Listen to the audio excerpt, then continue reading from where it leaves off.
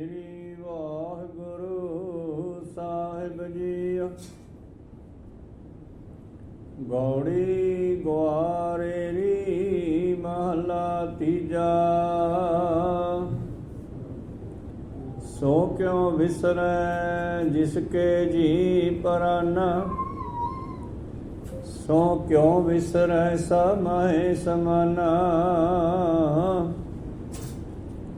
ਸੋ ਕਿਉ ਵਿਸਰੈ ਜਿਸ ਕੈ ਜੀ ਪਰਾਨਾ, ਸੋ ਕਿਉ ਵਿਸਰੈ ਸਮਾਏ ਸਮਾਨਾ। ਜਿਤ ਸੇਵਿਆ ਦਰਗਹਿ ਪਤ ਪਰਵਾਨਾ, ਹਰ ਕੇ ਨਾਮ ਵਿਟੋਂ ਬਲ ਜਾਉ। ਤੂੰ ਬਿਸਰੈ ਤਦ ਹੀ ਮਰ ਜਾਉ ਰਹਾਉ। ਹਰ ਕੇ ਨਾਮ ਵਿਟੋਂ ਬਲ ਜਾਉ, ਤੂੰ ਬਿਸਰੈ ਤਦ ਹੀ ਮਰ ਜਾਉ। ਵਾਹਿਗੁਰੂ। ਇਹ ਪਵਿੱਤਰ ਵਚਨ ਤੀਸਰੇ ਪਾਤਸ਼ਾਹ ਨਿਮਾਣਿਆਂ ਦੇ ਮਹਾਨ ਨਿਤਾਣਿਆਂ ਦੇ ਤਾਣ ਸਤਿਗੁਰੂ ਧੰਨ ਧੰਨ ਸ੍ਰੀ ਗੁਰੂ ਅਮਰਦਾਸ ਮਹਾਰਾਜ ਜੀ ਦੇ ਉਚਾਰਨ ਕੀਤੇ ਹੋਏ ਸ਼੍ਰੀ ਗ੍ਰੰਥ ਸਾਹਿਬ ਜੀ ਦੇ ਪਵਿੱਤਰ ਅੰਗ 159 ਉੱਪਰ ਸੁਭਾਏਮਾਨ ਹਨ। ਧੰਨ ਧੰਨ ਸ੍ਰੀ ਗੁਰੂ ਅਮਰਦਾਸ ਮਹਾਰਾਜ ਜੀ ਇਹਨਾਂ ਪਵਿੱਤਰ ਬਚਨਾਂ ਰਾਹੀਂ ਸਾਨੂੰ ਕੀ ਉਪਦੇਸ਼ ਬਖਸ਼ਿਸ਼ ਕਰਦੇ ਹਨ, ਸਰਵਣ ਕਰੀਏ। ਉਸ ਤੋਂ ਪਹਿਲਾਂ ਆਪਣੀ ਰਚਨਾ ਕਰੀਏ ਪਵਿੱਤਰ। ਗੁਰੂ ਕਾ ਬਖਸ਼ਿਆ ਫਤਿਹ ਦਾ ਨਾਰਾ ਕਰੀਏ ਬੁਲੰਦ ਗੱਜ ਕੇ ਆਖੀਏ ਜੀ ਵਾਹਿਗੁਰੂ ਜੀ ਕਾ ਖਾਲਸਾ ਵਾਹਿਗੁਰੂ ਜੀ ਕੀ ਫਤਿਹ। ਗੌੜੀ ਗੁਆਰੇਰੀ ਮਹਲਾ ਤੀਜਾ। ਰਾਗ ਗੌੜੀ। ਗੌੜੀ ਰਾਗ ਦੀ ਕਿਸਮ ਗੌੜੀ ਗੁਆਰੇਰੀ ਵਿੱਚ ਰਾਗੀ ਸਿੰਘਾਂ ਨੂੰ ਗਾਉਣ ਦਾ ਹੁਕਮ ਹੈ। ਮਹੱਲਾ ਤੀਜਾ ਮਤਲਬ ਤੀਸਰੇ ਪਾਤਸ਼ਾਹ ਧੰਨ ਧੰਨ ਸ੍ਰੀ ਗੁਰੂ ਅਮਰਦਾਸ ਜੀ ਮਹਾਰਾਜ ਇਹ ਬਿਆਨ ਕਰਦੇ ਹਨ। ਸੋ ਕਿਉ ਬਿਸਰੈ ਜਿਸ ਕੇ ਜੀ ਪਰਾਨਾ। ਪਿਛਲਾ ਬਚਨ ਚੱਲ ਰਿਹਾ ਸੀ, ਲੜੀ ਚੱਲ ਰਹੀ ਹੈ ਇਹਨਾਂ ਸ਼ਬਦਾਂ ਦੀ ਇੱਕ ਲਗਾਤਾਰ ਪਰਮੇਸ਼ਰ ਦੇ ਮਿਲਾਪ ਦੀ ਗੱਲ ਚੱਲ ਰਹੀ ਹੈ ਤੇ ਸਤਿਗੁਰਾਂ ਦੇ ਕੋਲ ਸਿੱਖਾਂ ਨੇ ਬੇਨਤੀ ਕੀਤੀ ਪਰਮੇਸ਼ਰ ਨੂੰ ਕਿਵੇਂ ਮਿਲੀਏ। ਤਾਂ ਸਤਿਗੁਰਾਂ ਨੇ ਆਪਣੇ ਤਜਰਬੇ ਔਰ ਗੁਰੂ ਨਾਨਕ ਜੀ ਦੇ ਉਪਦੇਸ਼ ਰਾਹੀਂ ਦੱਸਣਾ ਕੀਤਾ ਕਿ ਗੁਰੂ ਵਾਲੇ ਬਣ ਕੇ ਗੁਰੂ ਨੂੰ ਮਿਲੋ, ਗੁਰੂ ਦੇ ਚਰਨਾਂ ਵਿੱਚ ਜਾਓ, ਗੁਰੂ ਕਿਰਪਾ ਕਰੇਗਾ, ਗੁਰੂ ਗਿਆਨ ਦੇਵੇਗਾ। ਗੁਰੂ ਦੇ ਗਿਆਨ ਵਿੱਚ ਬਚਨ ਆਏ ਵੀ ਆਪਣਾ ਹੰਕਾਰ ਛੱਡੋ। ਕੱਲ ਸਰਵਣ ਕੀਤੀ ਸੀ ਹੰਕਾਰ ਦੀ ਗੱਲ। ਹਉਮੈ ਦੀਰਘ ਰੋਗ ਹੈ। ਹੰਕਾਰ ਸਾਡੇ ਵਿਚਾਲੇ ਇੱਕ ਐਸੀ ਕੰਧ ਹੈ ਜੋ ਪਰਮੇਸ਼ਰ ਨਾਲ ਮਿਲਣ ਨਹੀਂ ਦਿੰਦੀ। ਤੇ ਅਖੀਰ ਤੇ ਸਤਿਗੁਰਾਂ ਨੇ ਬਚਨ ਕੀਤਾ ਸੀ ਕੱਲ, ਰਾਮ ਰਾਮ ਕਰਤਿਆਂ ਸੁਖ ਸ਼ਾਂਤ ਸਰੀਰ। ਪਰਮੇਸ਼ਰ ਦਾ ਨਾਮ ਜਪਿਆਂ ਜੀਵ ਨੂੰ ਸੁਖ ਸ਼ਾਂਤੀ ਪ੍ਰਾਪਤ ਹੁੰਦੀ ਆ, ਸਰੀਰ ਕਰਕੇ ਵੀ ਆਤਮਾ ਕਰਕੇ ਵੀ। ਅੰਤਰ ਵਸੈ ਨਾ ਲਾਗੈ ਜਾਂ ਪੀਰ। ਜਿਨ੍ਹਾਂ ਦੇ ਹਿਰਦੇ ਵਿੱਚ ਹਰੀ ਦਾ ਵਾਸਾ ਹੋ ਜਾਂਦਾ ਉਹਨਾਂ ਨੂੰ ਜਮਾਂ ਦੀ ਪੀੜ, ਜਮਾਂ ਦੇ ਦੁੱਖ ਵੀ ਨਹੀਂ ਲੱਗਦੇ। ਆਪੇ ਸਾਹਿਬ ਆਪ ਵਜ਼ੀਰ। ਉਹ ਪਰਿਪੂਰਨ ਪਰਮੇਸ਼ਰ ਪਰਮਾਤਮਾ ਉਸ ਭਗਤ ਦੇ ਸਿੱਖ ਦੇ ਹਿਰਦੇ ਵਿੱਚ ਵਸ ਜਾਂਦਾ ਹੈ, ਕਿਉਂਕਿ ਉਹ ਕਿਸੇ ਤੋਂ ਸਲਾਹ ਥੋੜ੍ਹਾ ਹੀ ਲੈਂਦਾ। ਉਹ ਆਪ ਹੀ ਮਾਲਕ ਹੈ, ਆਪ ਹੀ ਵਜ਼ੀਰ ਹੈ। ਉਹਨੇ ਕਿਸੇ ਦੀ ਸਲਾਹ ਨਹੀਂ ਲੈਣੀ, ਉਹ ਆਪਣੀ ਕਿਰਪਾ ਆਪ ਹੀ ਕਰਦਾ ਹੈ। ਜਿਨ੍ਹਾਂ ਨੂੰ ਉਹ ਭਾ ਜਾਂਦਾ ਹੈ, ਤੇ ਜਿਹੜੇ ਉਹਨੂੰ ਭਾ ਜਾਂਦੇ ਆ ਉਹ ਪਰਮੇਸ਼ਰ ਨਾਲ ਇੱਕਮਿਕ ਹੋ ਜਾਂਦੇ ਆ। ਤੇ ਉਹਨਾਂ ਪ੍ਰਥਾਏ ਸਤਿਗੁਰਾਂ ਨੇ ਲਿਖਿਆ, ਹਰ ਕਾ ਸੇਵਕ ਸੋ ਹਰ ਜੇਹਾ, ਭੇਦ ਨ ਜਾਣੋ ਮਾਨਸ ਦੇਹਾ। ਵਜ਼ੀਰ ਮਤਲਬ ਪਰਮੇਸ਼ਰ ਨੂੰ ਸਿਮਰਨ ਵਾਲਾ। ਗੁਰਮਤਿ ਅਨੁਸਾਰ ਗੁਰੂ ਘਰ ਦਾ ਪਹਿਲਾ ਵਜ਼ੀਰ ਬਾਬਾ ਬੁੱਢਾ ਜੀ ਬਣੇ। ਗੁਰੂ ਅਰਜਨ ਦੇਵ ਮਹਾਰਾਜ ਜੀ ਨੇ ਗ੍ਰੰਥ ਸਾਹਿਬ ਜੀ ਦਾ ਪਹਿਲੀ ਵਾਰ ਜਦ ਪ੍ਰਕਾਸ਼ ਕੀਤਾ ਤੇ ਬਾਬਾ ਬੁੱਢਾ ਜੀ ਦੇ ਸੀਸ ਉੱਪਰ ਸਵਾਰਾ ਬਿਰਾਜਮਾਨ ਕਰਕੇ ਲੈ ਕੇ ਆਂਦਾ। ਫਿਰ ਬਾਬਾ ਬੁੱਢਾ ਜੀ ਨੂੰ ਹੁਕਮ ਦਿੱਤਾ, ਜੀ ਤਾਬਿਆ ਬੈਠ ਕੇ ਪ੍ਰਕਾਸ਼ ਕਰੋ ਤੇ ਹੁਕਮ ਸੁਣਾਓ। ਸਤਿਗੁਰੂ ਪਾਤਸ਼ਾਹ ਜੀ ਦਾ ਹੁਕਮ ਮੰਨ ਕੇ ਬਾਬਾ ਬੁੱਢਾ ਜੀ ਤਾਬਿਆ ਬੈਠ ਕੇ ਗੁਰੂ ਦਾ ਹੁਕਮ ਸੁਣਾਉਣ ਲੱਗੇ। ਭਾਵ ਗੁਰੂ ਦਾ ਹੁਕਮ ਗੁਰੂ ਦੇ ਵਜ਼ੀਰ ਦੇ ਮੁਖ ਚੋਂ ਆਰੰਭ ਕਰਵਾਇਆ।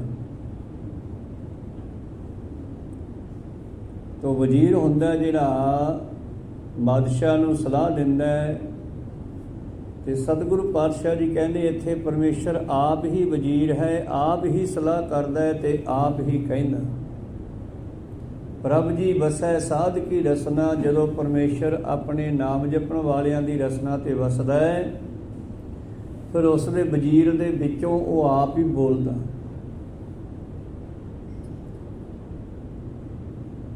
ਨਾਨਕ ਸੇਵ ਸਦਾ ਹਰ ਗੁਣੀ ਗਹੀਰ, ਤਾਂ ਤੇ ਸਿੱਖੋ ਹਮੇਸ਼ਾ ਉਸ ਗੁਣਾਂ ਦੇ ਖਜ਼ਾਨੇ ਪਰਮੇਸ਼ਰ ਨੂੰ ਸੇਵਨਾ ਕਰੋ, ਸਿਮਰਨਾ ਕਰੋ। ਸੇਵ ਦੇ ਦੋ ਅਰਥ ਹੈ, ਸਿਮਰਨਾ ਵੀ ਹੈ ਤੇ ਸੇਵਾ ਕਰਨੀ ਵੀ। ਤਾਂ ਤੇ ਐਸੇ ਮਾਲਕ ਦੀ ਸੇਵਾ ਕਰੀਏ, ਐਸੇ ਮਾਲਕ ਦਾ ਸਿਮਰਨ ਕਰੀਏ। ਫਿਰ ਸਿੱਖਾਂ ਦੇ ਅੰਦਰ ਸਵਾਲ ਪੈਦਾ ਹੋਇਆ, ਮਹਾਰਾਜ ਸਿਮਰਨ ਦਾ ਕੀ ਕੀ ਫਾਇਦਾ ਹੈ? ਸਿਮਰਨ ਕਿਉਂ ਕਰਨਾ ਚਾਹੀਦਾ? ਸਿਮਰਨ ਕਰਿਆ ਕੀ ਹੋਵੇਗਾ? ਸੇਵਿਆਂ ਐਸੇ ਪਰਮੇਸ਼ਰ ਨੂੰ ਸੇਵਿਆਂ ਕੀ ਹੋਵੇਗਾ? ਨਾਨਕ ਸੇਵ। ਗੁਰੂ ਅਮਰਦਾਸ ਜੀ ਆਪਣੇ ਆਪ ਨੂੰ ਸੰਬੋਧਨ ਕਰਕੇ ਕਹਿੰਦੇ, ਨਾਨਕ ਸੇਵ ਸਦਾ ਹਰ ਗੁਣੀ ਗਹੀਰ। ਹੁਣ ਉਹ ਕਿੰਨੇ ਗੁਣਾਂ ਦਾ ਖਜ਼ਾਨਾ ਹੈ? ਗਹੀਰ ਮਤਲਬ ਖਜ਼ਾਨਾ। ਜਿਵੇਂ ਮਾਲਵੇ ਵਿੱਚ ਗਹੀਰਾ ਸ਼ਬਦ ਹੈ, ਇੰਗਲਿਸ਼ ਦਾ ਪੈਕਿੰਗ ਹੈ। ਤੋ ਪਰਿਪੂਰਨ ਪਰਮੇਸ਼ਰ ਪਰਮਾਤਮਾ ਗੁਣਾਂ ਦਾ ਖਜ਼ਾਨਾ ਹੈ, ਉਸ ਨੂੰ ਸਿਮਰਿਆ ਕਰ।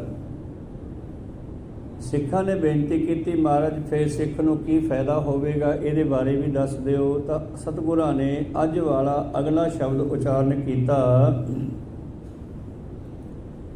ਗੌੜੀ ਗੁਆਰੇਰੀ ਮਹੱਲਾ ਤੀਜਾ। ਸੋ ਕਿਉਂ ਵਿਸਰੈ ਜਿਸ ਕੈ ਜੀ ਪਰਾਨਾ। ਕਿਉਂ ਸਿਮਰਨਾ ਚਾਹੀਦਾ, ਕਿਉਂ ਨਹੀਂ ਵਿਸਾਰਨਾ ਚਾਹੀਦਾ? ਕਿਉਂਕਿ ਇਹ ਸੁੰਦਰ ਸਰੀਰ ਦੇ ਅੰਦਰ ਜੋ ਸਵਾਸਾਂ ਦੀ ਪੂੰਜੀ ਹੈ ਤੇਰੇ ਕੋਲ, ਪ੍ਰਾਣਾਂ ਦੀ ਪੂੰਜੀ ਹੈ, ਇਹ ਉਹਦੀ ਦਿੱਤੀ ਹੋਈ ਹੈ। ਇਹ ਸਵਾਸ ਉਸ ਨੇ ਨਾਮ ਜਪਣ ਲਈ ਹੀ ਦਿੱਤੇ ਹਨ। ਆਇਓ ਸੁਣਨ ਪੜਨ ਕੋ ਬਾਣੀ, ਨਾਮ ਵਿਸਾਰ ਲੱਗਾ ਆਂ ਲਾਲਚ ਬਿਰਥਾ ਜਨ ਪ੍ਰਾਣੀ। ਪ੍ਰਾਣੀ ਤੂੰ ਆਇਓ ਲਾਹਾ ਲੈਣ, ਲੱਗਾ ਕਿਤ ਕੁਫਕੜੈ ਸਾ ਮੁਕਦੀ ਚੱਲੀ ਰਹਿ। ਤਾਂ ਤੇ ਫਿਰ ਜਿਸ ਦੇ ਕੋਲੋਂ ਸਾਨੂੰ ਦਾਤਾਂ ਮਿਲੀਆਂ ਹੋਣ ਉਹਦਾ ਸ਼ੁਕਰੀਆ ਕਰਨਾ ਤਾਂ ਬਣਦਾ ਹੀ ਹੈ ਨਾ, ਤੇ ਸਿਮਰਨਾ ਉਸ ਦਾ ਸ਼ੁਕਰੀਆ ਹੀ ਹੈ, ਧੰਨਵਾਦ ਹੀ ਹੈ। ਸੋ ਕਿਉਂ ਵਿਸਰੈ ਜਿਸ ਕੈ ਜੀ ਪਰਾਨਾ। ਉਸ ਨੂੰ ਕਿਉਂ ਵਿਸਾਰੀਏ ਜਿਹਨੇ ਸਾਨੂੰ ਸੁੰਦਰ ਸਰੀਰ ਦਿੱਤਾ। ਤੁਮਰੀ ਕਿਰਪਾ ਤੇ ਮਾਨੁਖ ਦੇਹ ਪਾਈ ਹੈ। ਹੁਣ ਇਹ ਸਰੀਰ ਮਿਲਦਾ ਆਪਣੀ ਮਰਜ਼ੀ ਨਹੀਂ, ਉਹਦੀ ਕਿਰਪਾ ਦੇ ਨਾਲ ਹੀ ਮਿਲਿਆ। ਮਨੁੱਖਾ ਦੇਹੀ 84 ਲੱਖ ਜੂਨਾਂ ਦੀ ਸਰਤਾਜ ਹੈ। ਪਾਤਸ਼ਾਹ ਜੀ ਕਹਿੰਦੇ ਇਸ ਦੇਹੀ ਨੂੰ ਤਾਂ ਦੇਵਤੇ ਵੀ ਭਾਲਦੇ ਫਿਰਦੇ ਆ। ਦੇਵਤਿਆਂ ਕੋਲੇ ਸਰੀਰ ਨਹੀਂ ਹੈ। ਜਿਵੇਂ ਅੰਨ ਦੇਵਤਾ, ਮਸੰਤਰ ਦੇਵਤਾ, ਲੂਣ, ਇਹ ਸਾਰੇ ਦੇਵਤੇ ਮੰਨੇ ਗਏ। ਇਹ ਤੱਤ ਹੈ ਜਿਹੜੇ, ਇਹ ਦੇਵਤੇ ਹੈ। ਹੁਣ ਇਹਨਾਂ ਵਿੱਚੋਂ ਕਿਸੇ ਕਿਸੇ ਨੂੰ ਸਰੀਰ ਮਿਲਦਾ, ਜਿਹੜਾ ਆਪਾਂ ਅਨਾਜ ਖਾਂਦੇ ਹਾਂ ਉਸ ਅਨਾਜ ਤੋਂ ਸਾਡੇ ਅੰਦਰ ਖੂਨ ਆਦਿ ਬਣਦਾ, ਫਿਰ ਉਸ ਖੂਨ ਦੇ ਪਾਣੀ ਦੇ ਕਤਰੇ ਤੋਂ ਇਹ ਸੁੰਦਰ ਬਾਡੀ ਬਣਦੀ ਆ, ਸਰੀਰ ਬਣਦਾ। ਮਾਂ ਕੀ ਰਕਤ ਪਿਤਾ ਬਿਨ ਧਾਰਾ, ਮੂਰਤ ਸੂਰਤ ਕਰ ਅਪਾਰਾ। ਮਾਤਾ ਪਿਤਾ ਦੇ ਰਾਹੀਂ ਪਰਮੇਸ਼ਰ ਨੇ ਇਹ ਸਰੀਰ ਬਣਾ ਕੇ ਫਿਰ ਇਹਦੇ ਵਿੱਚ ਜਿਹੜੇ ਜੀਵ ਨੂੰ ਬਿਠਾਇਆ ਉਹ ਵੀ ਵੱਡੇ ਭਾਗਾਂ ਵਾਲਾ। ਨਹੀਂ, ਜੀਵ ਤਾਂ ਫਿਰ ਸਾਰੀਆਂ 84 ਲੱਖ ਜੂਨਾਂ ਵਿੱਚ ਹੀ ਹੈ, ਪਸ਼ੂਆਂ ਵਿੱਚ ਵੀ ਹੈ, ਪੰਛੀਆਂ ਵਿੱਚ ਵੀ ਹੈ, ਦਰਖਤਾਂ ਵਿੱਚ ਵੀ ਹੈ, ਪਹਾੜਾਂ ਵਿੱਚ ਵੀ ਹੈ, ਪਰ ਉਹ ਵੱਡੇ ਭਾਗਾਂ ਵਾਲਾ ਜੀਵ ਹੈ ਜਿਹਨੂੰ ਮਾਨਸ ਜਾਮਾ ਦਿੱਤਾ। ਤੇ ਧੰਨ ਗੁਰੂ ਪਾਤਸ਼ਾਹ ਜੀ ਕਹਿੰਦੇ ਤੁਮਰੀ ਕਿਰਪਾ ਤੇ ਮਾਨੁਖ ਦੇ ਪਾਈ ਹੈ। ਕਾਹਦੇ ਵਾਸਤੇ ਪਾਈ ਹੈ? ਤੈਨੂੰ ਮਿਲਣ ਵਾਸਤੇ। ਫਿਰ ਦਿਓ ਦਰਸ ਹਰ ਰਾਇਆ, ਫਿਰ ਹੁਣ ਦਰਸ਼ਨ ਵੀ ਦਿਓ। ਇਹ ਦਰਸ਼ਨਾਂ ਦੇ ਲਈ ਫਿਰ ਉਸ ਦੀ ਯਾਦ ਜ਼ਰੂਰੀ ਹੈ। ਆਖਾਂ ਜੀਵਾਂ ਵਿਸਰੈ ਮਰ ਜਾਓ, ਸੋ ਕਿਉਂ ਵਿਸਰੈ ਜਿਸਕੇ ਜੀ ਪ੍ਰਾਨਾ। ਸੋ ਕਿਉਂ ਵਿਸਰੈ ਐਸਾ ਮਾਹੇ ਸਮਾਨਾ। ਉਹ ਸਾਰਿਆਂ ਵਿੱਚ ਵਸਦਾ ਹੈ, ਉਹਨੂੰ ਯਾਦ ਕਰੀਏ, ਉਹਨੂੰ ਕਿਉਂ ਵਿਸਾਰੀਏ। ਜਿਤ ਸੇਵਿਆ ਦਰਗਹਿ ਪਤ ਪਰਵਾਨਾ। ਜਿਸ ਦੇ ਸਿਮਰਨ ਕਰਕੇ ਤੇਰੀ ਇੱਥੇ ਤੇ ਉੱਥੇ ਇੱਜ਼ਤ ਹੈ, ਜਿਸ ਦੇ ਸਿਮਰਨ ਕਰਕੇ ਤੇਰੀ ਦਰਗਾਹ ਵਿੱਚ ਵੀ ਇੱਜ਼ਤ ਰਹੇਗੀ। ਰੇ ਰੇ ਦਰਗਹਿ ਕਹੈ ਨ ਕਉ, ਆਓ ਬੈਠ ਆਦਰ ਸੁਭ ਦੇਉ। ਜੇ ਸ਼ੋਭਾ ਕਉ ਨਿਤ ਲੋੜੈ ਮੀਤ। ਜੇ ਸ਼ੋਭਾ ਨੂੰ ਮਨੁੱਖ ਚਾਹੁੰਦਾ ਹੈ, ਉਹ ਸ਼ੋਭਾ ਸਾ ਸ਼ੋਭਾ ਹਰ ਸੰਗ ਪ੍ਰੀਤ। ਹਰੀ ਦੇ ਨਾਲ ਪ੍ਰੀਤੀ ਪਾਲਾ, ਉਹ ਸ਼ੋਭਾ ਆਪੇ ਮਿਲ ਜਾਣੀ। ਜਿਸ ਸੁਖੋ ਨਿਤ ਲੋੜੈ ਮੀਤ। ਜਿਹੜੇ ਸੁੱਖਾਂ ਨੂੰ ਤੂੰ ਭਾਲਦਾ ਹੈ, ਸੋ ਸੁਖ ਸਾਧੂ ਸੰਗ ਪ੍ਰੀਤ। ਉਹ ਸੁਖ ਰੱਬ ਦੇ ਪਿਆਰਿਆਂ ਦੀ ਸੰਗਤ ਚੋਂ ਮਿਲ ਜਾਣਗੇ। ਜੇ ਸੋਭਾ ਕੋ ਕਰੈ ਭਲੀ ਕਰਨੀ, ਸਾ ਸੋਭਾ ਭਜ ਹਰ ਕੀ ਸ਼ਰਨੀ। ਬੰਦਾ ਵਡਿਆਈਆਂ ਭਾਲਦਾ, ਚੰਗੇ ਚੰਗੇ ਕੰਮ ਕਰਕੇ ਦੁਨੀਆ ਵਿੱਚ।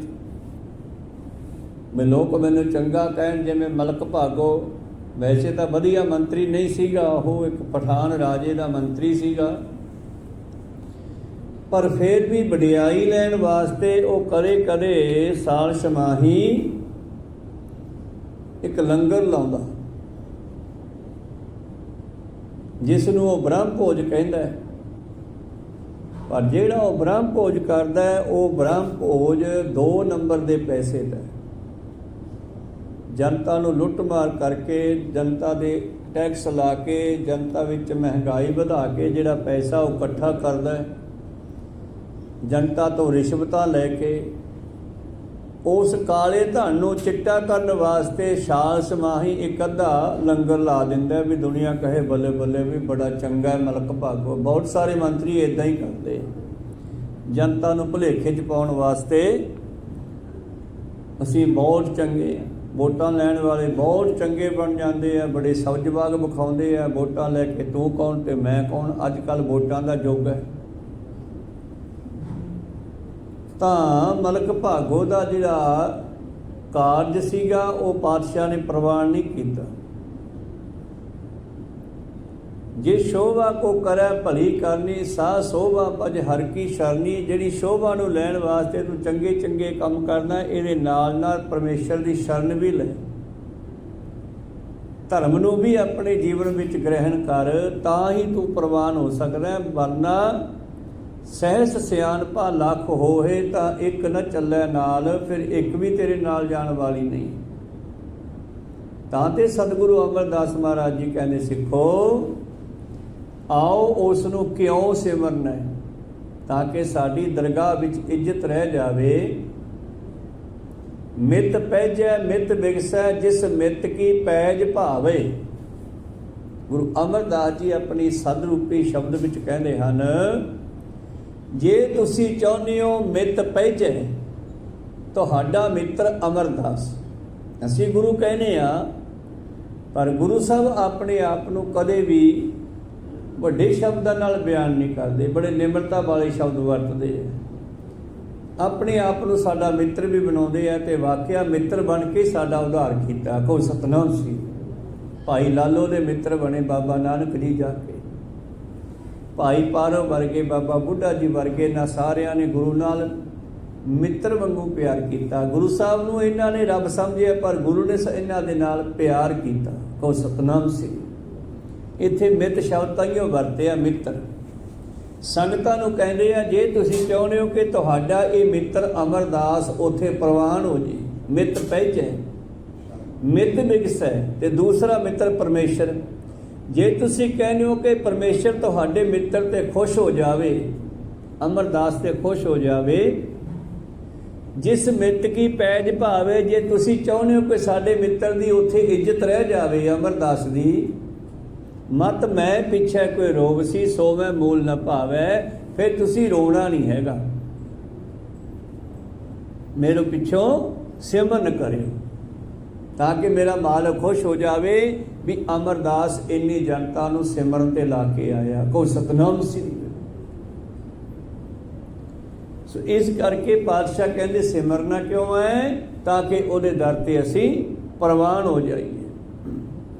ਹਰ ਕੈ ਨਾਮ ਮਿਟੋ ਬਲ ਜਾਓ, ਆਓ ਇਸੇ ਮਾਲਕ ਦੇ ਨਾਮ ਤੋਂ ਬਲਿਹਾਰੇ ਜਾਈਏ।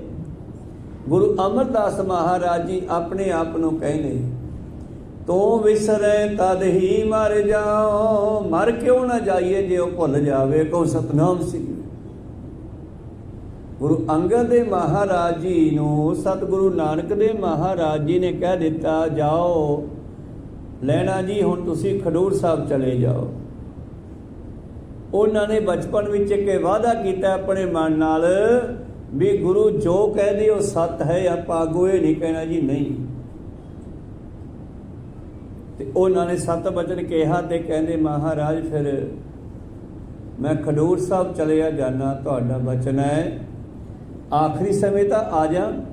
ਕਹਿੰਦੇ ਨਾ, ਤੂੰ ਨਹੀਂ ਆਉਣਾ। ਕਹੋ ਸਤਨਾਮ ਸੀ, ਤੂੰ ਨਹੀਂ ਆਉਣਾ, ਮੈਂ ਆਪੇ ਤੇਰੇ ਕੋਲੇ ਆਊਂਗਾ। 7 ਵਚਨ ਜੀ। ਔਰ ਬਾਬਾ ਬੁੱਢਾ ਜੀ ਵਰਗੇ ਸਿੱਖਾਂ ਨੂੰ ਵੀ ਪਤਾ ਸੀਗਾ ਵੀ ਜਿਹੜਾ ਲਹਿਣਾ ਹੈ, ਭਾਵ ਗੁਰੂ ਅੰਗਦ ਦੇਵ ਜਿਸ ਨੂੰ ਬਣਾ ਦਿੱਤਾ ਗੱਦੀ ਦੇ ਕੇ, ਹੁਣ ਉਹ ਬਾਬੇ ਦੇ ਹਰ ਵਚਨ ਤੇ ਫੁੱਲ ਚੜਾਉਂਦਾ ਹੈ। ਤੇ ਆਖਰੀ ਸਮਾਂ ਜਦੋਂ ਜੋਤੀ ਜੋਤ ਸਮਾਏ, ਗੁਰੂ ਨਾਨਕ ਦੇਵ ਜੀ ਲਹਿਣਾ ਜੀ ਨਹੀਂ ਆਏ। ਇੱਧਰ ਸਾਰਾ ਕਾਰਜ ਹੋ ਗਿਆ, ਭੋਗ ਪੈ ਗਏ। ਹੁਣ ਸੰਗਤ ਡਾਵਾਂਡੋਲ ਹੋ ਗਈ ਵੀ ਹੁਣ ਕਿਹਦੇ ਕੋਲੇ ਜਾ ਕੇ ਬੈਠੀਏ, ਕਿਹੜੇ ਗੁਰੂ ਕੋਲੇ ਬੈਠੀਏ। ਲਹਿਣਾ ਜੀ ਵੀ ਨਹੀਂ ਲੱਭਦੇ ਗਏ ਜਿਨ੍ਹਾਂ ਨੂੰ ਗੱਦੀ ਦਿੱਤੀ ਆ। ਕੋ ਸਤਨਾਮ ਸ੍ਰੀ। ਜੋ ਕਈ ਦਿਨ ਬਤੀਤ ਹੋਏ ਤੇ ਸੰਗਤਾਂ ਨੇ ਇਕੱਠੇ ਹੋ ਕੇ ਸਲਾਹ ਕੀਤੀ ਵੀ ਯਾਰ ਗੁਰੂ ਅੰਗਦ ਦੇਵ ਜੀ ਨੂੰ ਗੱਦੀ ਦਿੱਤੀ ਹੈ, ਚਲੋ ਫਿਰ ਉਹਨਾਂ ਨੂੰ ਮਿਲੀਏ। ਪਰ ਉਹ ਹੈ ਕਿੱਥੇ? ਉਹ ਤਾਂ ਨਾ ਭੋਗ ਤੇ ਆਏ ਆ, ਨਾ ਜੋਤੀ ਜੋਤ ਸਮਾਉਣ ਵਾਲੇ ਦਿਨ ਆਏ ਆ। ਤੇ ਬਾਬਾ ਬੁੱਢਾ ਜੀ ਨੂੰ ਇਸ ਗੱਲ ਦਾ ਪਤਾ ਸੀਗਾ, ਉਹਨਾਂ ਤੇ ਕਿਰਪਾ ਵੀ ਸੀ ਬਾਬੇ ਨਾਨਕ ਦੀ, ਕਿ ਮੇਰੀ ਹਰ ਗੱਲ ਦਾ ਗਿਆਨ ਬੁੱਢੇ ਦੇ ਅੰਦਰ ਹੋਊਗਾ। ਕਹੋ ਸਤਨਾਮ ਸੀ। ਬੁੱਢਿਆ ਦੁਨੀਆ ਤੋਂ ਭਾਵੇਂ ਉਹਲੇ ਹੋ ਜਾ, ਪਰ ਤੈਥੋਂ ਉਹਲੇ ਨਹੀਂ ਹੋਊਗਾ। ਇਹ ਉਹਨਾਂ ਦੇ ਪਿਆਰ ਦੇ ਬਚਨ ਹੋਏ ਸੀ। ਬਾਬਾ ਬੁੱਢਾ ਜੀ ਹੋਰਿਆਂ ਨਾਲ, ਸਿਆਣੇ ਸਿੱਖਾਂ ਦੇ ਨਾਲ ਸਲਾਹ ਕੀਤੀ ਸੰਗਤ ਨੇ ਵੀ ਗੁਰੂ ਅੰਗਦ ਦੇਵ ਜੀ ਨੂੰ ਮਿਲੀਏ। ਉਹ ਹੁਣ ਪਤਾ ਨਹੀਂ ਕਿੱਥੇ ਆ। ਤੇ ਬਾਬਾ ਬੁੱਢਾ ਜੀ ਕਹਿੰਦੇ ਆਖਰੀ ਵੇਲੇ ਬਚਨ ਹੋਏ ਸੀ ਜਾਣ ਤੋਂ ਪਹਿਲਾਂ, ਜੋਤੀ ਜੋਤ ਸਮਾਉਣ ਤੋਂ ਪਹਿਲਾਂ ਉਹਨਾਂ ਨੂੰ ਖਡੂਰ ਸਾਹਿਬ ਜਾਣ ਨੂੰ ਕਿਹਾ ਸੀਗਾ। ਤੇ 100% 100 ਵਿਸਵਾ ਉਹ ਉੱਥੇ ਹੀ ਹੋਣਗੇ। ਕਹੋ ਸਤਨਾਮ ਸ੍ਰੀ। ਚਲੋ ਫਿਰ ਚੱਲੀਏ। ਤੇ ਸੰਗਤ ਖਡੂਰ ਸਾਹਿਬ ਆਈ ਤੇ ਉਹਨਾਂ ਦਾ ਘਰ ਹੈ। ਘਰ ਦੇ ਵਿੱਚ ਇੱਕ ਮਾਤਾ ਜਿਸ ਦਾ ਨਾਮ ਹੈ ਮਾਈ ਭਰਾਈ। ਇਸ ਮਾਈ ਭਰਾਈ ਦੇ ਕੋਲ ਆ ਕੇ ਗੁਰੂ ਅੰਗਦ ਦੇਵ ਜੀ ਨੇ ਕਿਹਾ ਸੀਗਾ, ਮਾਤਾ ਜੀ ਇੱਥੇ ਕੋਈ ਵੀ ਮੈਨੂੰ ਆ ਕੇ ਪੁੱਛੇ ਨਾ ਤੇ ਮੇਰੇ ਬਾਰੇ ਦੱਸਣਾ ਨਹੀਂ ਹੈਗਾ, ਕਿਉਂਕਿ ਇੱਕ ਤਾਂ ਬਰਾਗ ਪੈਦਾ ਹੋ ਗਿਆ ਵੀ ਆਖਰੀ ਸਮੇਂ ਮੈਨੂੰ ਪਾਤਸ਼ਾਹ ਨੇ ਦੂਰ ਭੇਜਤਾ, ਹੁਣ ਮੈਂ ਕੀ ਕਰਾਂ ਜੀ, ਬਚਨ ਨਹੀਂ ਮੰਨਦਾ ਤਾਂ ਵੀ ਔਖਾ। ਬਰਾਗ ਪੈਦਾ ਹੋ ਗਿਆ ਦਰਸ਼ਨਾਂ ਦਾ, ਜਿਸ ਨੂੰ ਰੋਜ਼ ਦਰਸ਼ਨ ਕਰਦੇ ਆ, ਹੁਣ ਆਖਰੀ ਸਮੇਂ ਦਰਸ਼ਨ ਨਹੀਂ ਹੋਏ। ਇਸ ਕਰਕੇ ਉਹ ਆ ਕੇ ਮਾਤਾ ਨੂੰ ਕਹਿੰਦੇ, ਮਾਤਾ ਕੋਈ ਮੇਰੇ ਬਾਰੇ ਆ ਕੇ ਪੁੱਛੇ ਨਾ, ਮੇਰੇ ਬਾਰੇ ਦੱਸਣਾ ਨਹੀਂ ਕਿਸੇ ਨੂੰ। ਔਰ ਇੱਕ ਕਮਰੇ ਦੇ ਵਿੱਚ ਬਹਿ ਗਏ, ਬਾਹਰ ਬੰਦ ਕਰਕੇ ਅੰਦਰੋਂ। ਬਾਬਾ ਬੁੱਢਾ ਜੀ ਸਿੱਧੇ ਉਸ ਘਰ ਵਿੱਚ ਆਏ, ਮਾਈ ਭਰਾਈ ਨੂੰ ਪੁੱਛਦੇ ਆ, ਇੱਥੇ ਲਹਿਣਾ ਜੀ ਆਏ ਆ, ਗੁਰੂ ਅੰਗਦ ਦੇਵ ਜੀ ਆਏ ਆ। ਮਾਤਾ ਨੇ ਨਾ ਤਾਂ ਹਾਂ ਕਿਹਾ ਤੇ ਨਾ ਹੀ ਨਾ ਕਿਹਾ। ਜਦੋਂ ਨਾ ਵੀ ਨਾ ਕਿਹਾ ਤੇ ਬਾਬਾ ਬੁੱਢਾ ਜੀ ਕਹਿੰਦੇ ਵੀ ਜ਼ਰੂਰ ਇੱਥੇ ਹੀ ਹੋਣਗੇ। ਤਾਂ ਕਮਰਿਆਂ ਵਿੱਚ ਦੇਖਣਾ ਸ਼ੁਰੂ ਕੀਤਾ, ਇੱਕ ਕਮਰਾ ਬੰਦ ਪਿਆ ਹੈ, ਗੇਟ ਅੰਦਰੋਂ ਬੰਦ ਹੈ, ਤੇ ਬਾਬਾ ਜੀ ਦੇ ਵੱਡੀ ਸੋਚ ਵਾਲੇ ਬਾਬਾ ਜੀ ਕਹਿਣ ਲੱਗੇ ਵੀ ਲੋਕ ਜ਼ਰੂਰ ਇਸੇ ਕਮਰੇ 'ਚ ਹੋਣਗੇ। ਬਾਹਰ ਖੜਕਾਇਆ, ਨਾ ਬਾਹਰ ਖੋਲ੍ਹਿਆ। ਕਿਸੇ ਤਰ੍ਹਾਂ ਬਾਬਾ ਬੁੱਢਾ ਜੀ ਨੇ ਉਹ ਬਾਹਰ ਖੋਲ੍ਹਿਆ ਤੇ ਪਹਿਲਾਂ ਇਕੱਲੇ ਅੰਦਰ ਗਏ, ਔਰ ਉਹ ਸਮਾਧੀ ਦੇ ਵਿੱਚ ਬੈਠੇ ਆ, ਧਿਆਨ ਜੁੜਿਆ ਹੋਇਆ,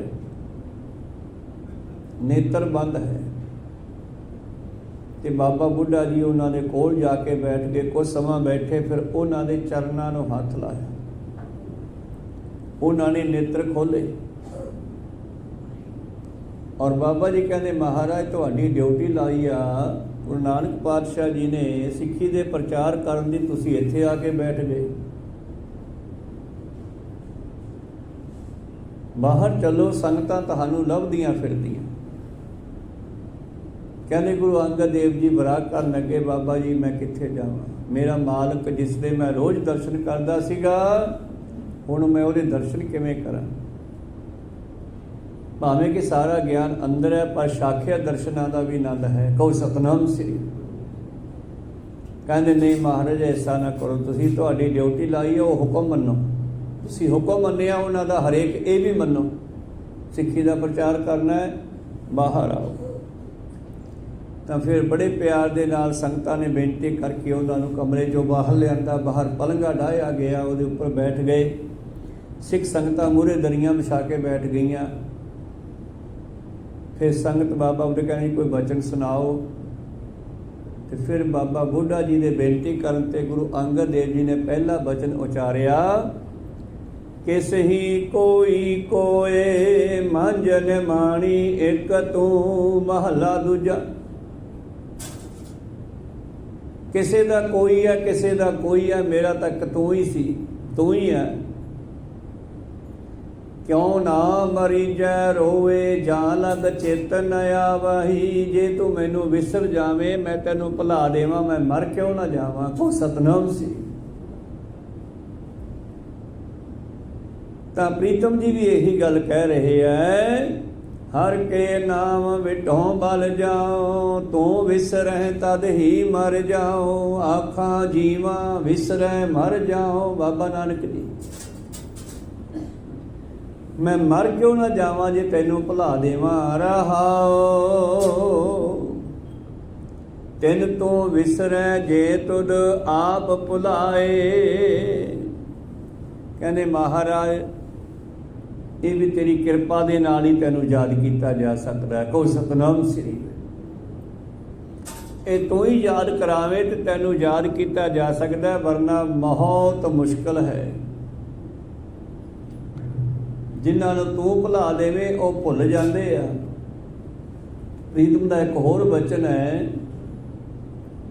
ਜਿਸੈ ਭੁਲਾਏ ਪੰਧ ਸਿਰ, ਤਿਸੇ ਦਿਖਾਵੇ ਕੌਣ। ਪੰਧ ਸਿਰ ਭਾਵ ਰਸਤੇ ਦੇ ਸਿਰੇ ਤੇ। ਕਿਸੇ ਰਸਤੇ ਤੁਸੀਂ ਜਾਣਾ ਹੈ, ਤੁਹਾਨੂੰ ਚਾਣਚੱਕ ਦਿਮਾਗ 'ਚੋਂ ਨਿਕਲ ਜਾਵੇ ਵੀ ਕਿਹੜਾ ਰਸਤਾ ਹੈ, ਤੇ ਜਿੰਨਾ ਚਿਰ ਅੰਦਰੋਂ ਨਾ ਦਿਖਾਵੇ ਤੇ ਉਹਨਾਂ ਚਿਰ ਕੌਣ ਦੱਸੇ ਤੁਹਾਨੂੰ। ਕੋ ਸਤਨਾਮ ਸੀ। ਜਿਸੇ ਭੁਲਾਏ ਪੰਧ ਸਿਰ, ਤਿਸੇ ਦਿਖਾਵੇ ਕੌਣ।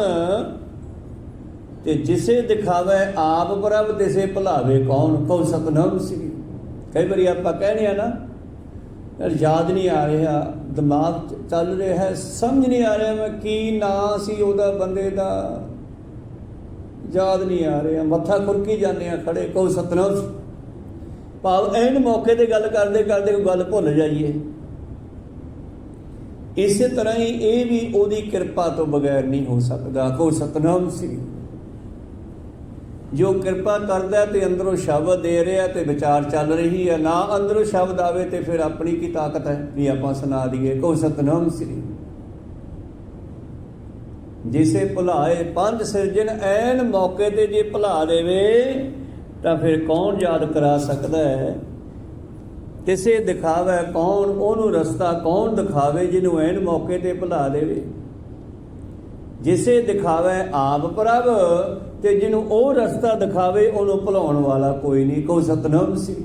ਉਹਨੂੰ ਭੁਲਾ ਕੌਣ ਸਕਦਾ, ਤਿਸੇ ਭੁਲਾਵੇ ਕੌਣ। ਹਾਂ ਮਹਾਰਾਜ, ਜੇ ਤੂੰ ਚਾਹੇ ਤੇ ਜੀਵ ਤੈਨੂੰ ਯਾਦ ਕਰੇ, ਤੂੰ ਚਾਹੇ ਤਾਂ ਤੈਨੂੰ ਭੁੱਲ ਜਾਵੇ। ਤਿੰਨ ਤੋਂ ਵਿਸਰੈ ਜੇ ਤੁਧ ਆਪ ਭੁਲਾਏ। ਉਹ ਕਦੋਂ ਭੁਲਾਉਂਦਾ ਹੈ? ਜਦੋਂ ਜੀਵ ਉਹਦੇ ਨਾਲੋਂ ਪਿਆਰ ਘਟਾ ਦਿੰਦਾ। ਕਹੋ ਸਤਿਨਾਮ ਸ੍ਰੀ। ਜਦੋਂ ਜੀਵ ਦਾ ਪਿਆਰ ਘਟ ਜਾਂਦਾ ਫਿਰ ਉਹ ਵੀ ਦੂਰ ਹੋ ਜਾਂਦਾ। ਜਿੰਨਾ ਚਿਰ ਜੀਵ ਦਾ ਪਿਆਰ ਹੈ ਫਿਰ ਉਹ ਵੀ ਪਿਆਰ ਕਰਦਾ। ਕਹੋ ਸਤਿਨਾਮ ਸ੍ਰੀ। ਜਦੋਂ ਜੀਵ ਦਾ ਪਿਆਰ ਕਰਦਾ ਫਿਰ ਤਾਂ ਕਬੀਰ ਸਾਹਿਬ ਜੀ ਕਹਿੰਦੇ ਮਗਰ ਲੱਗਿਆ ਫਿਰਦਾ, ਲੱਭਦਾ ਫਿਰਦਾ ਕਿੱਥੇ ਆ ਕਬੀਰ। ਕਬੀਰ ਮਨ ਨਿਰਮਲ ਭਇਆ ਜੈਸਾ ਗੰਗਾ ਨੀਰ, ਪਾਛੇ ਲਾਗੋ ਹਰ ਫਿਰੈ ਕਹਿਤ ਕਬੀਰ ਕਬੀਰ। ਪਹਿਲਾਂ ਮੈਂ ਜਪਦਾ ਸੀਗਾ ਉਸ ਪਰਮੇਸ਼ਰ ਨੂੰ, ਹੁਣ ਉਹ ਮੈਨੂੰ ਯਾਦ ਕਰਦਾ ਫਿਰਦਾ। ਇਹ ਪਿਆਰ ਦੀ ਖੇਡ ਆ। ਤਿੰਨ ਤੋਂ ਵਿਸਰੈ ਜੇ ਦੂਜੇ ਭਾਏ। ਕਿਹਨਾਂ ਨੂੰ ਵਿਸਰ ਜੇਗਾ?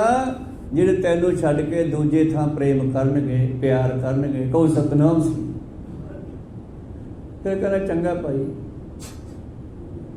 ਤੈਨੂੰ ਉਹ ਚੰਗਾ ਲੱਗਦਾ ਉੱਥੇ ਵਗ ਜਾ। ਕਹੋ ਸਤਿਨਾਮ ਸ੍ਰੀ।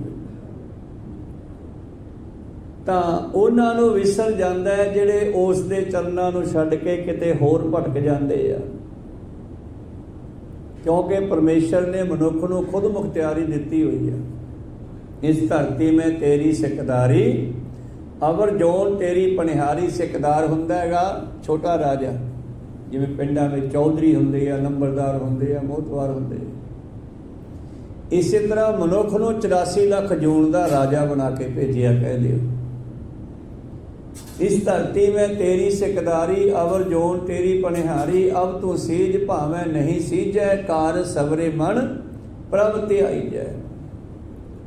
ਤਿੰਨ ਤੋਂ ਵਿਸਰੈ ਜੇ ਦੂਜੇ ਭਾਏ। ਜਿਨ੍ਹਾਂ ਦਾ ਸੁਰਤ ਸ਼ਬਦਾਂ ਟੁੱਟ ਕੇ ਕਿਤੇ ਹੋਰ ਲੱਗ ਜਾਂਦੀ ਹੈ, ਕਰਮ ਕਾਂਡਾਂ ਦੇ ਵਿੱਚ ਹੋਰ ਆਸੇ ਪਾਸੇ ਭਰਮਾਂ ਭੁਲੇਖਿਆਂ ਵਿੱਚ ਜਿਹੜਾ ਪੈ ਜਾਂਦਾ ਗੁਰੂ ਨੂੰ ਛੱਡ ਕੇ, ਫਿਰ ਗੁਰੂ ਵੀ ਉਹਨਾਂ ਨੂੰ ਭੁਲਾ ਦਿੰਦਾ ਹੈ। ਕਹੋ ਸਤਿਨਾਮ ਸ੍ਰੀ। ਭਾਵ ਉਹਨਾਂ ਦੇ ਦਿਮਾਗ ਚੋਂ ਨਿਕਲ ਜਾਂਦਾ ਫਿਰ ਗੁਰੂ ਦਾ ਪਿਆਰ, ਪਰਮੇਸ਼ਰ ਦਾ ਪਿਆਰ। ਫਿਰ ਕੀ ਹੁੰਦਾ ਹੈ ਜਦੋਂ ਭੁੱਲ ਜਾਂਦਾ ਮਨੁੱਖ ਉਸ ਨੂੰ? ਫਿਰ ਮਰਨ ਵੇਲੇ ਵੀ ਨਹੀਂ ਯਾਦ ਆਉਂਦਾ। ਫਿਰ ਮਨ ਮੁਖ ਅਗਿਆਨੀ ਜੋਨੀ ਪਾਏ। ਫਿਰ ਤਾਂ ਪਤਾ ਨਹੀਂ ਜੇ ਉਹਦਾ ਠੇਡਾ ਵੱਜੇ ਤੇ ਕਿੱਥੇ ਜਾ ਕੇ ਡਿੱਗਦਾ। ਕਹੋ ਸਤਿਨਾਮ ਸ੍ਰੀ। ਬਾਣੀ ਵਿੱਚ ਲਿਖਿਆ ਬਚਨ ਇਹ, ਜੇ ਉਹ ਠੇਡਾ ਮਾਰੇ ਜੀਵ ਨੂੰ ਤੇ ਫਿਰ ਪਤਾ ਨਹੀਂ ਕਿੱਥੇ ਜਾ ਕੇ ਡਿੱਗੇ। ਕਹੋ ਸਤਿਨਾਮ ਸ੍ਰੀ।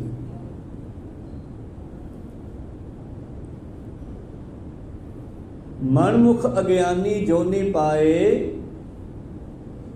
ਫਿਰ ਉਹ ਟੇਢੀਆਂ ਜੂਨਾਂ ਵਿੱਚ ਚਲਿਆ ਜਾਂਦਾ। ਪਰ ਕਮਾਲ ਦੀ ਗੱਲ ਹੈ, ਗੁਰੂ ਕਿੰਨਾ ਦਿਆਲ ਆ। ਗੁਰੂ 100% ਜੀਵ ਦੀ ਬਾਂਹ ਨਹੀਂ ਛੱਡਣੀ ਚਾਹੁੰਦਾ, ਪਰ ਜਦੋਂ ਜਮਾਂ ਹੀ ਅੰਤ ਆ ਜੇ ਤੇ ਫਿਰ ਨਿਕਲ ਜਾਂਦਾ ਹੱਥੋਂ। ਸਾਖੀ ਤੁਸੀਂ ਜਾਣਦੇ ਹੋ। ਪਠਾਨ ਪੈਂਦੇ ਖਾਂ 6ਵੇਂ ਪਾਤਸ਼ਾਹ ਦੇ ਕੋਲ ਰਿਹਾ। ਛੋਟਾ ਜਿਹਾ ਆਇਆ ਸੀਗਾ ਪਠਾਨਾਂ ਦੇ ਵਿੱਚ ਭਰਤੀ ਹੋਣ ਵਾਸਤੇ। ਪਠਾਨ ਆਏ ਸੀ। ਇਹ ਭਾਣਜਾ ਸੀਗਾ ਉਸ ਪਿੰਡ ਦੇ ਪਠਾਨਾਂ ਦਾ। ਇਹਦਾ ਮਾਂ ਪਿਓ ਗੁਜ਼ਰਿਆ ਸੀ, ਮਾਮੇ ਕੋਲੇ ਰਹਿੰਦਾ ਸੀ। ਪਾਤਸ਼ਾਹ ਕਹਿੰਦੇ ਵੀ ਨਹੀਂ, ਹਜੇ ਲੋੜ ਨਹੀਂ ਫੌਜ ਦੀ, ਕਿਉਂਕਿ ਪਾਤਸ਼ਾਹ ਨੇ ਜ਼ਿਆਦਾਤਰ ਗੁਰਸਿੱਖਾਂ ਦੇ ਬੱਚੇ ਭਰਤੀ ਕੀਤੇ, ਪਠਾਨਾਂ 'ਤੇ ਭਰੋਸਾ ਨਹੀਂ ਸੀ ਕੀਤਾ। ਪਰ ਕਹਿੰਦੇ ਆਹ ਬੱਚਾ ਕੌਣ ਹੈ? ਕਹਿੰਦੇ ਇਹ ਤਾਂ ਸਾਡੇ ਪਿੰਡ ਦਾ ਦੋਹਤਾ ਹੈ ਜੀ। ਇਹਦਾ ਮਾਂ ਪਿਓ ਕਹਿੰਦੇ ਹੈ ਨਹੀਂ। ਇਹ ਕਹਿੰਦੇ ਸਾਨੂੰ ਦੇ ਦਿਓ, ਅਸੀਂ ਇਹ ਰੱਖ ਲੈਂਦੇ ਹਾਂ। ਕਹੋ ਸਤਿਨਾਮ। ਤੇ ਪੈਂਦੇ ਖਾਂ ਨੂੰ ਰੱਖ ਲਿਆ, ਭਰਤੀ ਕਰ ਲਿਆ ਕੋਲ ਆਪਣੇ। ਬਚਪਨ ਤੋਂ ਆਪਾਂ ਸਾਰਾ ਇਤਿਹਾਸ ਜਾਣਦੇ ਹਾਂ, ਕਿੰਨੀਆਂ ਖੁਰਾਕਾਂ ਦਿੱਤੀਆਂ ਉਸ ਨੂੰ, ਕਿੰਨੀਆਂ ਵਰਜਿਸ਼ਾਂ ਕਰਾਈਆਂ, ਔਰ ਇੰਨੀ ਤਾਕਤ ਭਰਤੀ ਕਿ ਹਾਥੀ ਨੂੰ ਫੜ ਕੇ ਰੋਕ ਲੈਂਦਾ ਇਸ ਸੁਣ ਤੋਂ ਫੜ ਕੇ। ਪਰ ਇੱਕ ਸਮਾਂ ਐਸਾ ਆਇਆ, ਪਠਾਨਾਂ ਦੇ ਮਗਰ ਲੱਗ ਕੇ, ਆਪਣੇ ਜਾਤ ਭਾਈਆਂ ਦੇ ਮਗਰ ਲੱਗ ਕੇ ਗੁਰੂ ਸਾਹਿਬ ਦੇ ਐਂਟੀ ਲੜਨ ਵਾਸਤੇ ਆ ਗਿਆ। ਕੋਈ ਸਤਨਾਮ ਸ੍ਰੀ। ਤੇ ਗੁਰੂ ਸਾਹਿਬ ਕਹਿਣ ਲੱਗੇ ਆ ਜਾ ਫਿਰ, ਕਿਉਂਕਿ ਪਠਾਨਾਂ ਨੂੰ ਵੀ ਹੰਕਾਰ ਹੋ ਗਿਆ ਵੀ ਇਹਦੇ ਵਿੱਚ ਓਨੀ ਤਾਕਤ ਹੈ ਜਿੰਨੀ ਗੁਰੂ 'ਚ ਤਾਕਤ ਹੈ, ਵੀ ਇਹ ਗੁਰੂ ਨੂੰ ਜਿਹੜਾ ਕਾਬੂ ਕਰ ਸਕਦਾ। ਉਹਨਾਂ ਨੇ ਭੁਲੋ ਕੇ ਨਾਲ ਲਾ ਲਿਆ ਉਹਨੂੰ, ਉਹ ਲੱਗ ਗਿਆ ਮਗਰ ਉਹਨਾਂ ਦੇ, ਔਰ ਲੱਗ ਕਰਕੇ ਫਿਰ ਗੁਰੂ ਸਾਹਿਬ ਨਾਲ ਲੜਨ ਆ ਗਿਆ। ਜਦ ਇਹ ਮੂਹਰੇ ਕਰਤਾ ਜਰਨੈਲ ਬਣਾ ਕੇ ਉਹਨਾਂ ਨੇ, ਤੇ ਗੁਰੂ ਸਾਹਿਬ ਇੱਧਰੋਂ ਜਰਨੈਲ ਆਪਣੀਆਂ ਫੌਜਾਂ ਦੇ, ਕਹਿੰਦੇ ਆ ਜਾ ਵੀ ਆਪਾਂ ਦੋਨੇ ਲੜਾਈ ਕਰਦੇ। ਕਹਿੰਦੇ ਹਾਂ ਆ ਜਾ। ਉਹਨੂੰ ਐ ਸੀ ਕਿ ਮੈਂ ਸਤਿਗੁਰ ਤੋਂ ਬਾਅਦ ਛਡਾ ਲੈਣਾ, ਮੇਰੀ ਤਾਕਤ ਵਾਹ ਹੈ, ਪਰ ਬਾਦਸ਼ਾਹ ਚੋਜ ਕਰਦੇ ਸੀ। ਕਹਿੰਦੇ ਚੰਗਾ ਤੂੰ ਪਹਿਲਾ ਵਾਰ ਕਰ ਲਾ, ਮਗਰੋਂ ਕਿਤੇ ਹਿਰਸ ਰਹਿ ਜੇ ਮਨ ਵਿੱਚ ਵੀ ਮੈਨੂੰ ਸਮਾਂ ਨਹੀਂ ਮਿਲਿਆ। ਖੁਸ਼ ਹੋਇਆ, ਇਹਨੇ ਵਾਰ ਕੀਤਾ, ਪਾਤਸ਼ਾਹ ਨੇ ਆਪਣਾ ਘੋੜਾ ਹਿਲਾਇਆ ਤੇ ਇਹ ਤੋਂ ਬਚ ਗਏ। ਪਾਤਸ਼ਾਹ ਕਹਿੰਦੇ ਚੱਲ ਐਂ ਕਰ, ਤੂੰ ਇੱਕ ਵਾਰੀ ਹੋਰ ਵਾਰ ਕਰ ਲਾ, ਤੈਨੂੰ ਇੱਕ ਵਾਰੀ ਹੋਰ ਟਾਈਮ ਦਿੰਦੇ ਆ। ਇਹਨੇ ਦੂਜਾ ਵਾਰ ਕੀਤਾ, ਪਾਤਸ਼ਾਹ ਨੇ ਫਿਰ ਆਪਣਾ ਘੋੜਾ ਹਿਲਾ ਕੇ ਝਕਾਨੀ ਦੇ ਕੇ ਤੋਂ ਬਚ ਗਏ। ਕਹਿੰਦੇ ਇੱਕ ਹੋਰ ਕਰ ਲਾ, ਕਿਤੇ ਕੋਈ ਕਹਿ ਦੇ ਕਿ ਗੁਰੂ ਸਾਹਿਬ ਨੂੰ ਕਿਤੇ ਸਮਾਂ ਨਹੀਂ ਦਿੱਤਾ ਸਾਨੂੰ। ਹੈਰਾਨ ਤਾਂ ਬਹੁਤ ਹੈ, ਪਰ ਖੁਸ਼ ਵੀ ਹੈ ਤੇ ਪਰ ਹੈਰਾਨ ਵੀ ਹੈ ਵੀ ਮੇਰੇ ਬਾਹਰ ਤੋਂ ਬਚ ਕਿਵੇਂ ਜਾਂਦੇ ਆ। ਹੁਣ ਉਹ ਪਰਮੇਸ਼ਰ ਸ੍ਰਿਸ਼ਟੀ ਦੇ ਮਾਲਕ, ਇੱਕ ਮਨੁੱਖ ਤੇ ਗੁਰੂ ਪਿਆਰਿਓ ਤੀਜਾ ਵਾਰ ਵੀ ਉਹਦਾ ਜਿਹੜਾ ਨਾਂ ਲੱਗਿਆ ਸਤਿਗੁਰ ਨੂੰ, ਕੋ ਸਤਨਾਮ ਸੀ। ਕਹਿੰਦੇ ਹੁਣ ਸੰਭਲ, ਮੇਰਾ ਵਾਰ ਆਉਂਦਾ। ਇਹਨਾਂ ਬਚਨ ਕਰਕੇ ਪਾਤਸ਼ਾਹ ਨੇ ਸ੍ਰੀ ਸਾਹਿਬ ਚਲਾਈ ਤੇ ਟੇਢਾ ਕੱਟਿਆ ਗਿਆ। ਕੋ ਸਤਨਾਮ ਸੀ, ਧੌਣ ਤੋਂ ਲੈ ਕੇ ਚੀਰ ਪੈ ਗਿਆ ਟੇਢਾ, ਡਿੱਗ ਪਿਆ ਘੋੜੇ ਤੋਂ ਤੇ ਡਿੱਗਿਆ ਹੋਇਆ ਮਾਂ ਮਾਂ ਕਰੀ ਜਾਂਦਾ ਹੈ। ਕਮਾਲ ਦੀ ਗੱਲ ਹੈ, ਗੁਰੂ ਦੀ ਦਇਆ। ਘੋੜੇ ਤੋਂ ਉਤਰ ਕੇ ਕੋਲੇ ਜਾ ਬੈਠੇ ਤੇ ਢਾਲ ਆਪਣੀ ਲਾਹ ਕੇ ਮੋਢੇ ਤੋਂ ਮੂੰਹ ਤੇ ਛਾਂ ਕਰ ਲਈ। ਕੋ ਸਤਨਾਮ ਸੀ। ਕਹਿੰਦੇ ਓਏ ਮਾਂ ਕਹਿਣ ਦਾ ਸਮਾਂ ਨਹੀਂ, ਕਲਮਾ ਪੜ੍ਹ ਹੁਣ ਤੂੰ, ਤੇਰਾ ਕਲਮਾ ਪੜ੍ਹਨ ਦਾ ਸਮਾਂ। ਕੋਈ ਸਤਨਾਮ, ਮਤਲਬ ਕਿ ਸਾਡੀ ਸੰਗਤ ਕਰਕੇ, ਸਾਡਾ ਜਲ ਪਾਣੀ ਛਕ ਕੇ, ਸਾਡੇ ਨਾਲ ਰਹਿ ਕੇ ਨਰਕਾਂ ਨੂੰ ਨਹੀਂ ਜਾਣਾ ਚਾਹੀਦਾ। ਕੋਈ ਸਤਨਾਮ ਸੀ। ਕਿੱਡਾ ਦਿਆਲੂ ਹੈ ਦੇਖੋ, ਹੈ ਨਾ ਮੇਰੇ ਪ੍ਰੀਤਮ ਜੀ ਕਹਿੰਦੇ। ਪਰ ਹਾਂ ਜੇ ਕੋਈ ਬਾਂਹ ਛਡਾ ਕੇ ਭੱਜ ਜਾਵੇ ਤੇ ਫਿਰ ਗੁਰੂ ਕੀ ਕਰੇ। ਸਤਿਗੁਰ ਸਾਚਾ ਕਿਆ ਕਰੇ, ਜੋ ਸਿੱਖਾਂ ਮੈਂ ਚੂਕ, ਅੰਧੇ ਇੱਕ ਨਾ ਲੱਗ ਗਈ ਜੇ ਬਾਂਸ ਵਜਾਈ ਫੂਕ। ਤਿੰਨ ਤੋਂ ਵਿਸਰੈ ਜੇ ਦੂਜੈ ਭਾਏ, ਮਨ ਮੁਖ ਅਗਿਆਨੀ ਜੋਨੀ ਪਾਏ। ਫਿਰ ਉਹ ਅਗਿਆਨਤਾ ਦੇ ਵਸ, ਅਵਿਵੇਕ ਦੇ ਕਾਰਨ, ਮਨ ਮੁਖਤਾ ਦੇ ਕਾਰਨ, ਆਪਣੀ ਮਨ ਮਰਜ਼ੀ ਦੇ ਕਾਰਨ, ਮਨ ਮਤ ਦੇ ਕਾਰਨ ਟੇਢੀਆਂ ਜੂਨਾਂ ਵਿੱਚ ਚਲਿਆ ਜਾਂਦਾ ਹੈ। ਜਿਨ ਇੱਕ ਮਨ ਤੁਠਾ ਸੇ ਸਤਿਗੁਰ ਸੇਵਾ ਲਾਏ। ਜਿਨ੍ਹਾਂ ਤੇ ਪਰਮੇਸ਼ਰ ਤਰੁੱਠ ਜਾਂਦਾ, ਖੁਸ਼ ਹੋ ਜਾਂਦਾ, ਗੁਰੂ ਉਹਨਾਂ ਨੂੰ ਆਪਣੀ ਸੇਵਾ 'ਚ ਰੱਖਦਾ ਹੈ, ਉਹਨਾਂ ਨੂੰ ਦੂਰ ਨਹੀਂ ਜਾਣ ਦਿੰਦਾ। ਜਿਹੜੇ ਇੱਕ ਮਨ ਗੁਰੂ ਨਾਲ ਲੱਗੇ ਰਹਿੰਦੇ ਆ, ਗੁਰੂ ਵੀ ਉਹਨਾਂ ਨੂੰ ਆਪਣੇ ਚਰਨਾਂ ਨਾਲ ਜੋੜ ਕੇ ਰੱਖਦਾ, ਇਉਂ ਛਤਰ ਛਾਇਆ ਰੱਖਦਾ ਉਹਨਾਂ ਤੇ ਗੁਰੂ। ਜਿਵੇਂ ਮੁਰਗੀ ਆਪਣੇ ਬੱਚਿਆਂ ਤੇ, ਕਦੇ ਛੋਟੇ ਛੋਟੇ ਚੂਚੇ ਮੁਰਗੀ ਦੇ 5-7 ਤੇ ਮੁਰਗੀ ਚੋਗਾ ਚੁਗਦੇ ਵੇਖਿਓ, ਬੱਚੇ ਆਰਾਮ ਨਾਲ ਚੋਗਾ ਚੁਗੀ ਜਾਂਦੇ ਆ, ਲੇਕਿਨ ਮੁਰਗੀ ਦਾ ਧਿਆਨ 4 ਚੁਫੇਰੇ ਹੁੰਦਾ। ਕੋਈ ਸਤਨਾਮ ਸੀ। ਔਰ ਜਦੋਂ ਹੀ ਮੁਰਗੀ ਨੂੰ ਕੋਈ ਖਤਰਾ ਭਾਂਪਦਾ ਹੈ ਨਾ, ਤੇ ਉਹ ਕੁੜ-ਕੁੜ ਕਰਕੇ ਆਪਣੇ ਫੰਗ ਚੱਕ ਦਿੰਦੀ ਹੈ ਤੇ ਬੱਚੇ ਥੱਲੇ ਵੜ ਜਾਂਦੇ ਆ। ਕੋਈ ਸਤਨਾਮ ਸੀ। ਐਸਾ ਗੁਰੂ ਹੈ। ਜੇ ਕੋਈ ਉਹਦੇ ਨਾਲ ਜੁੜਿਆ ਰਵੇ ਤੇ ਗੁਰੂ ਵੀ ਆਏ ਉਸ ਤੇ ਆਪਣੀ ਛਤਰ ਛਾਇਆ ਰੱਖਦਾ ਹੈ। ਜਿਨ ਇੱਕ ਮਨ ਤੁਠਾ ਸੇ ਸਤਿਗੁਰ ਸੇਵਾ ਲਾਏ। ਉਹਨਾਂ ਨੂੰ ਗੁਰੂ ਆਪਣੀ ਸੇਵਾ 'ਚ ਰੱਖਦਾ ਹੈ। ਜਿਨ ਇੱਕ ਮਨ ਤੁਠਾ ਤਿਨ ਹਰ ਮਨ ਵਸਾਏ। ਤੇ ਜਿਨ੍ਹਾਂ ਤੇ ਉਹ ਤਰੁੱਠ ਜਾਂਦਾ ਹੈ, ਉਹਨਾਂ ਦੇ ਹਿਰਦੇ ਵਿੱਚ ਹਰੀ ਨੂੰ ਵਸਣਾ ਪੈਂਦਾ, ਕਿਉਂਕਿ ਗੁਰੂ ਤੇ ਹਰੀ ਦੋਨਾਂ ਦੀ ਇੱਕੋ ਹੀ ਗੱਲ ਆ।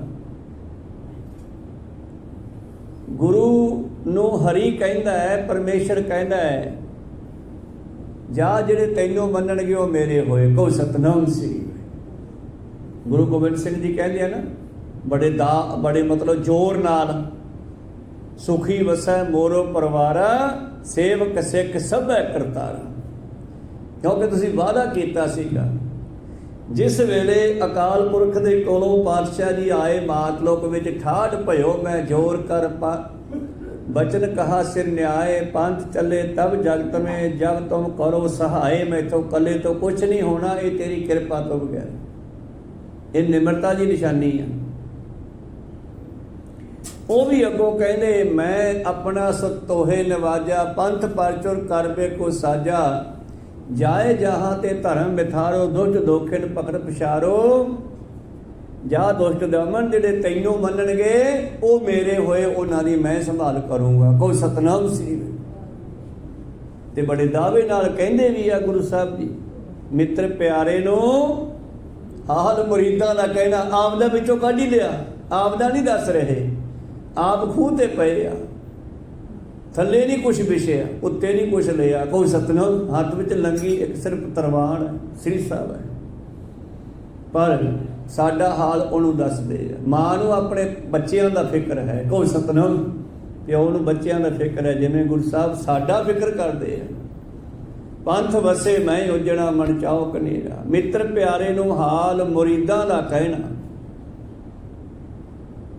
तुद बिन रोग रजाइयां दा ओढ़ण, वेखी तू विसर ना जाई किते। जे तैनूं विसार दईए ते सहूलतां भी सप्पां दे डंग बन जाणगे। कोई सतनाम सी। तुद बिन रोग दुख बन जाणगे, रजाइयां दा ओढ़ण, जिवें नाग निवासां दे रहना, जिवें सप्पां दीयां खड्डां कोले रहना औखा लगदा। सोल सराही सहूलतां, ऐशो इशर दीयां सहूलतां। लोग कोई फंक्शन करते हैं ना तो शराब ते मास नूं बड़ा मुख रखिया होया बहुतियां ने। कोई सतनाम सी। पातशाह कहते ये सुराइयां विच पा के शराबां पीनियां, ये सूलां दे कंडे बन जाणगे ते प्याले खंजर बन जाणगे। विंग कसाइयां दा सहना, ते फिर मौत भी ऐसी होगी जिवें कसाई बकरे नूं कोह के मारदा। पहला पुराने समय जंगली लोग ना जो जानवर नूं मारदे सीगे, पता नहीं सी भी धौन वढ के मर जू जल्दी, वो तिखे डंडे रखते, लक्कड़ दे विच डंडे जां पशुआं दे हाडी लै लैंदे, पसलियां पुसलियां, फिर ओदियां बखियां चाहे मारी जाते। कोई सतनाम मारन वास्ते। फिर मसां जानवर मरदा हौली हौली, ते धौन वढ के जल्दी मर जाता झटका के। तो कहने फिर इन्ना दुखी बंदा होवेगा जिवें कसाई सरिया मार मार के बकरे नूं मारदे आ। विंग कसाइयां दा सहना। कोई गल नहीं, थले पिया तो फिर की हो गया, तू तो नाल है ना। यारड़े दा सानू सत्थर चंगा, भट्ठ खेड़ियां दा रहना। खैर आखिरी संगतियां विच बाबा जी कहंदे आओ आपां नूं याद करिए, जिन एक मन तोठा से सतगुर सेवा लाए। जिन्हां ते खुश हुंदा उहनूं सेवा च रखदा। जिन एक मन तोठा तिन हर मन वसाए। जिन्हां ते खुश हुंदा उहनां दे हिरदे विच हरि वस जांदा। गुरमति हर नाम समाए। ते ओ नाम जपदे जपदे गुरु दी मत अनुसार जीवन बतीत करदे करदे एक दिन गुर शब्द समावे। अवर न जाने कोई जीओ।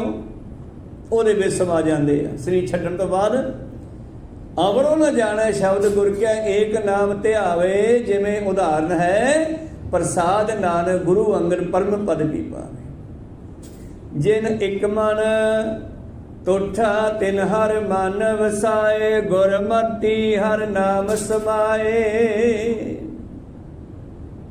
ਇਹ ਗੱਲ ਕਿੱਥੇ ਬਣਦੀ ਆ? जिन्ना पोते पुन से ज्ञान विचारी। ये सोचिए ज्ञान भी उन्होंने दिंदा जिन्हां दे पोते भाव भाग भागां दे विच पुन हुंदे आ, चंगे कर्म कीते हुंदे आ, उन्होंने ही नेड़े लाउंदा है। कोई सतनाम सारियां नूं नहीं।